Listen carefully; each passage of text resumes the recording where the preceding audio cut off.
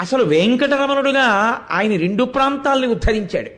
ఒకసారి అక్కడ శేషశైలం మీద కూర్చున్నాడు.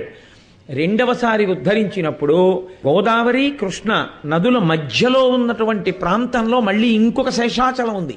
అదే ద్వారకా తిరుమల. చిన్న తిరుపతి అంటాం మనం.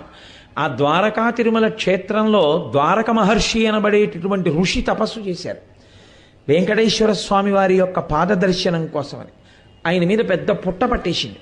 పుట్ట పడితే నువ్వు ఈ పుట్టలోనే ఉండి నా పాదములను దర్శనం చేస్తూ నా పాదములకు అర్చన చెయ్యి అని స్వయంభూమూర్తిగా ద్వారకా తిరుమలలో తనంత తాను వెలిశాడు వెంకటరమణుడు.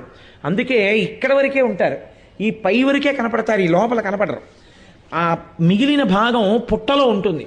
ఇప్పటికీ ఆ పుట్టలో ద్వారక మహర్షి కూర్చుని ఆయన పాదములకు అర్చన చేస్తుంటారు అని. ఇక్కడ వరకే ఉన్నటువంటి